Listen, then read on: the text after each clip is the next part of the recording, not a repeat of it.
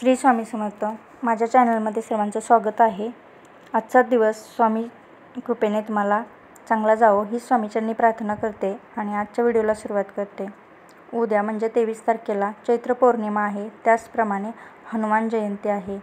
या हनुमान जयंतीला आणि चैत्र पौर्णिमेला कोणत्या सेवा करायच्या हे मी तुम्हाला मागील व्हिडिओमध्ये सांगितलं आहे, तरी तुम्हाला थोडक्यात सांगते. आपल्याला पौर्णिमेनिमित्त कुलाचार करायचा आहे.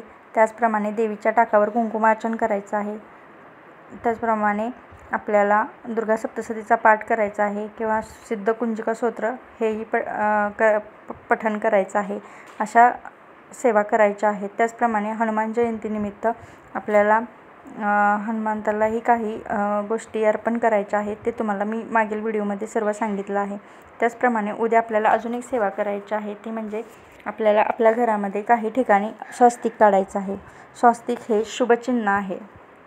स्वस्तिकामुळे आपल्या घरामध्ये जी नकारात्मकता असते ती कमी होण्यास मदत होते. म्हणून आपल्या घरामध्ये काही ठिकाणी स्वस्तिक काढायचं आहे. ते कुठे कुठे काढायचं आहे ते मी तुम्हाला व्हिडिओमधून सांगणार आहे. तर चला पाहूया आपण कुठे कुठे स्वस्तिक काढायचं आहे आणि आपल्याला त्यापासून काय फायदा होणार आहे ते पाहणार आहोत.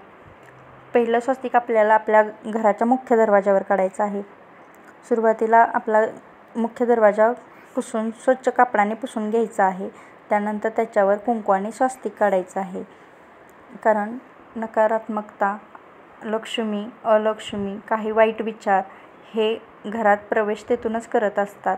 म्हणून घराच्या मुख्य दरवाजावर स्वस्तिक असेल तर वाईट विचारांचा किंवा नकारात्मक विचारांचा प्रादुर्भाव कमी प्रमाणात होतो. म्हणून आपल्याला मुख्य दरवाजावर स्वस्तिक काढायचं असतं.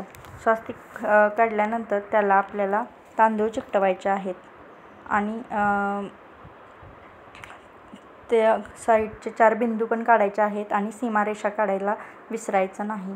कारण सीमारेषा म्हणजे त्या सीमा असतात की आपल्याला बाहेर जाताना किंवा घरात येताना काही आपल्याला ही मर्यादा घालून दिलेल्या असतात, तसं त्याही सीमारेषा असतात. म्हणून त्याला ही सीमारेषा काढायच्या आहेत.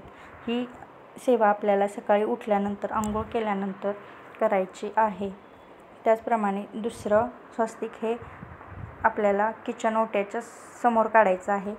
म्हणजे ते आपली स्टाईल असते त्याच्यावरती काढायचं आहे. कारण की अन्नमाता ज्यातून आपल्या घरातील सर्वांच्या पोटात अन्न जाते आणि त्या अन्नाचा जो विचार आपल्या घरातल्या लोकांपर्यंत पोचला जातो. जे अन्न असं म्हणतात की जे अन्न पोटात जातं, जसं अन्न पोटात जातं तसे माणसाचे विचार बनत असतात. त्यामुळं अन्न सात्विक आणि चांगलं आपल्या घरातील लोकांच्या पोटात जावं ही अन्नपूर्णा मातेला प्रार्थना करायची आहे. म्हणून त्या ठिकाणी स्वस्तिक काढायचं आहे. जर समोर स्वस्तिक असेल तर राग, द्वेष हा स्वयंपाकात उतरत नाही आणि चांगलं अन्न आपल्या घरातल्या लोकांना जातं.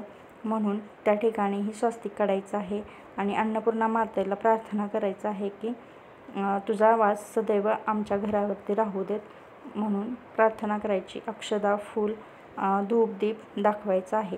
त्याचप्रमाणे तिसरं आपल्याला स्वस्तिक काढायचं आहे आपल्या कपाटावरती.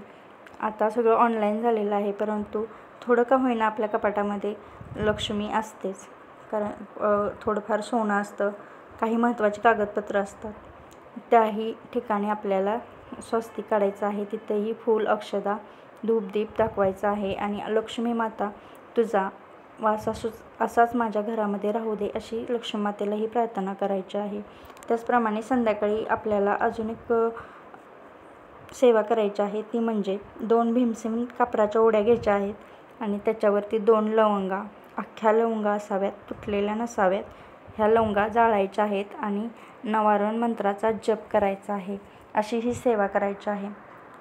हे केल्यानंतर आपल्याला काही लाखो रुपये मिळणार नाहीत, पण घरामध्ये जी शांतता आणि सुख नांदतं आणि जी पॉझिटिव्ह एनर्जी घरामध्ये निर्माण होते ते आपल्याला अनुभवायला मिळते. म्हणून हे करून बघा. सातत्याने केल्यानंतर त्याचा आपल्याला फरक जाणवत असतो. म्हणून हे करून बघा. श्री स्वामी समर्थ.